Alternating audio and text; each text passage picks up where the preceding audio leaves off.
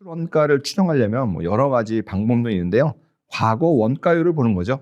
이럴 때는 어떻게 하냐, 그죠? 이제 과거랑 우리가 생각하는 미래랑 동일한 제품 혹은 동일한 서비스를 동일하게 제공한다면 원가율이 큰 변동이 일어나지 않겠죠. 물론 원가율이 바뀐다는 거는 원가를 구성하는 요소들 있잖아요. 뭐 원재료 값이 갑자기 올라가거나 물가가 상승하거나 아니면 어떤 기술이 바뀌어가지고 새로운 기술을 도입해서 우리가 좀 더 원가를 줄인다거나 혹은 우리가 지금 쓰고 있는, 그죠? 우리가 평가하려는 기업이 쓰고 있는 뭐 제조 장비가 너무 낡아가지고 원가율이 올라가거나 뭐 이런 여러 가지 변수가 있는데, 그렇게 이제 커다란 변수의 차이가 없는 한 과거의 원가율이 대략적으로 미래에도 이제 지속될 가능성이 높겠죠. 만약에 우리가 이제 평가하려는 기업하고 동종업계, 그렇죠? 같은 산업에 있는 경쟁 기업이죠. 원가율이 상이할 경우에는 그 원인을 분석해야 되는 거죠. 예를 들어 우리 회사는 직접 만드는 것보다 외부에서 구입해가지고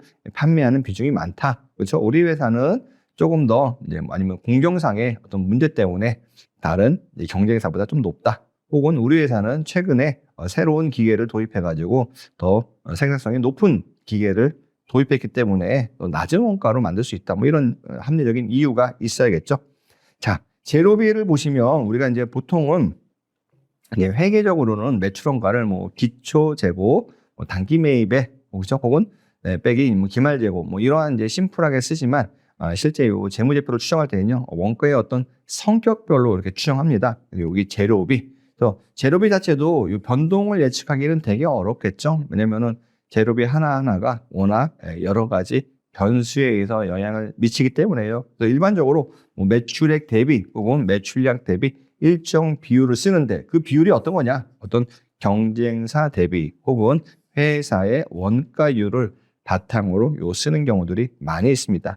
인건비가 발생하려면요, 그렇죠? 인건비는 심플하게 보면요, 인원수, 그렇죠? 그다음에 1인당 급여라고 되어도 연간 급여. 그럼 이게 이제 전체 인건비겠죠. 그러면은 인원수는 어떤 회사의 규모에 따라 바뀌어지겠죠. 일반적으로 회사가 성장하고 커지면 회사에서 일하는 인원수가 증가하고, 그렇죠? 그다음에 또 물가라는 게 상승하기 때문에 또 회사는 이제 어떤 임금 협상이라는 것도 이제 회사하고 이제 그 직원과 하기 때문에 급여도 일반적으로 높아지는 경우가 있고, 또 급여도 어떻게 보면 이제 인력의 구성에 따라서 달라지겠죠. 평균 급여가 어떤 기업은 높다라는 게 뭐 산업의 특성이 반영된 평균 급여가 있을지라도 동일한 업종에서도 어떤 기업은 이제 평균 급여이 높고, 왜냐하면 이제 근속연수에 대한 차이가 또 발생할 수 있기 때문이죠. 그래서 보시면 인원의 변동은 기본적으로 회사의 규모가 변동하면 같이 변동한다고 보는 것이 좀 일반적이죠. 그래서 회사 향후 설비 투자 계획을 기초로 해가지고요, 연별로 회사가 어느 정도 커지냐를 보시면서 인원이 어떻게 변동할지 현재 대비 보시면 될 것 같고요. 연도별로 이제 과거의 이제 자료를 보면 임금 상승률 혹은 물가 상승률이라는 게 있기 때문에 우리가 추정하는 미래를 보는 기대 물가 상승률, 기대 임금 상승률을 통해서 어떤 인건비를 알 수도 있죠. 그다음에 기타 경비 같은 경우에는요, 여러 가지 우리가 이제 봐야 되는데, 이 기타 경비는 항목들이 많기 때문에요. 일반적으로 금액이 큰 계정에 대해서 이 기타 경비를 발생시키는 동인이죠. 원가 동인을 우리가 찾아가지고 이 인과관계를 분석해서 그 원가 동인이 움직일 때 기타 경비가 어떻게 움직이는지를 봐서 이거를 이제 추정재무집회에 반영을 합니다. 그다음에 감가상각비 역시도 이제 적정하게 배부되었는지, 이 배부라는 거는요, 두 가지 측면에 있습니다. 하나는 원래는 자산으로 우리가 인식해서 감가상각으로 이제 미래에 이제 원가하고 수익을 대응시켜야 되는데, 잘못해가지고 이걸 전부 다 비용 처리하는 경우,